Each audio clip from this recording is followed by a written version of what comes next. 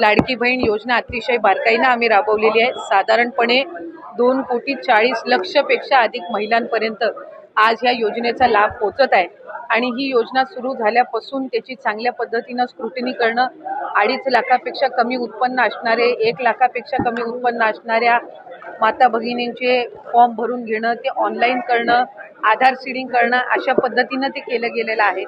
त्याच्यामुळे कुठेही स्क्रुटिनी ही 2.5 कोटी महिलांची किंवा लाभार्थ्यांची होणं हे शक्यही नाही आहे आणि ते करणंही नाही आहे, कारण आज त्या महिला 5 महिन्यापासून लाभ घेत आहेत। एक आणि दुसरी गोष्ट म्हणजे कोणाची जर तक्रार त्या संदर्भामध्ये पुढं मागं कधीही, म्हणजे आज मी आमदार म्हणून आपल्या सर्वांसोबत संवाद साधत आहे, मंत्री म्हणून मी त्या विभागाचं काम केलेलं आहे, पुढं मागं कधीही त्या संदर्भातली कुठली स्पेसिफिक तक्रार जर आली तर त्या संदर्भातला जो काही तेवढ्या पुरतची स्क्रुटिनी करण्याचा, म्हणजे उदाहरणार्थ एखाद्या XYZ जिल्ह्यातल्या 100 लाभार्थ्यांबद्दल जर तक्रार झाली तर त्या 100 लाभार्थ्यांपुरतची चौकशी करायची किंवा नाही हा सुद्धा, किंवा स्क्रुटिनी करायची किंवा नाही हा सुद्धा निर्णय हा शासन जर तशा पद्धतीचं कधी काही घडलं किंवा आलं तर त्या संदर्भामध्ये घेण्यात येईल।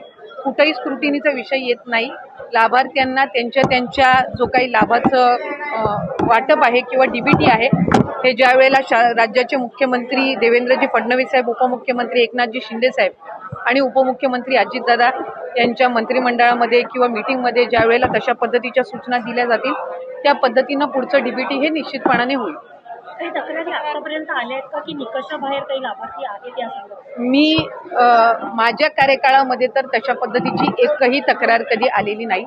आत्ता आचारसंहितेच्या या मधल्या 1.5 महिन्याच्या 2 महिन्याच्या कालावधीत काही आल्या असतील तर त्या संदर्भातली मला काही माहिती नाहीये, पण तक्रारी आल्या तर त्याचं कशा पद्धतीने त्या स्क्रुटिनाइज करायच्या याचा निर्णय जो आहे ते शासन आणि जे संबंधित विभाग आहे ते त्या पद्धतीनं करतील। पण अशा पद्धतीची तक्रार ही कुठेही विभागाकडे मी त्या ठिकाणी पदावर असताना तरी प्राप्त झाली नव्हती।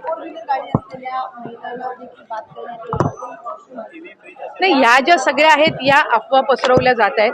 शेवटी कुठले निकष कशा पद्धतीनं लावले जातील, कशा पद्धतीनं बदलले जातील, कशा पद्धतीनं कुठली जर एखादी तक्रार आली तर त्या संदर्भातली कशी स्क्रुटिनी केली जाईल हा निर्णय शासनाचा आणि विभागाचा राहतो।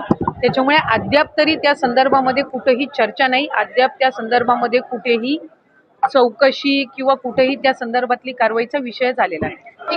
अशा संदर्भातला नियमही नाहीये। आपण जर GR मध्ये बघितलं तर 2.5 लाखापेक्षा कमी उत्पन्न असणारे, रेशन कार्ड त्यांचं पिवळं किंवा केशरी किंवा उत्पन्नाचा दाखला असणारे, अशी सगळी स्क्रुटिनी होऊन आम्ही सुरुवातीपासून एक गोष्ट म्हणत आलो की 2.5 कोटीपर्यंत लाभार्थी हे मॅक्सिमम असू शकतात आणि त्या पद्धतीनं जर आपण बघितलं तर रजिस्ट्रेशनमध्ये सुद्धा आम्ही शेवटचं DBT 9 ऑक्टोबरला ज्यावेळेला केलं त्यावेळेला 2,34,00,000 महिलांना आम्ही DBT केलेलं होतं, म्हणजे साधारणपणे त्या आकड्याच्या आपण जवळपास आहोत।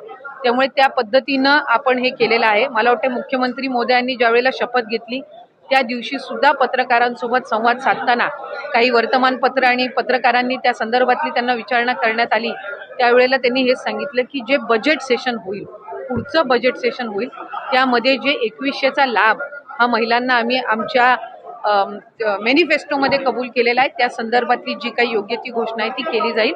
आत्ता 1500चा लाभ आहे आणि जे लाभार्थी आहेत, जे व्हेरीफाईड झालेले आहेत, ज्यांना गेल्या महिन्यांपासून लाभ मिळत आहे त्या पद्धतीनं त्यांना मिळत आहे। एकूणच या योजनेसंदर्भात विरोधक आता पुन्हा एकदा आक्रमक होताना बघायला मिळतात, टीका टिप्पणी करताना बघतायत की आता निवडणुका झाल्यात, आता या संदर्भात अनेक खरं तर नियम जे आहेत ते लागू करण्यात येतील अशा संदर्भातले आरोपही होतात। एक तर विरोधकांनी सुरुवातीपासूनच या योजनेवर टीका केली। ज्या वेळेला 28 जून रोजी ही योजना जाहीर झाली त्यावेळेला सुद्धा त्याच्यावर टीका करण्यात आली।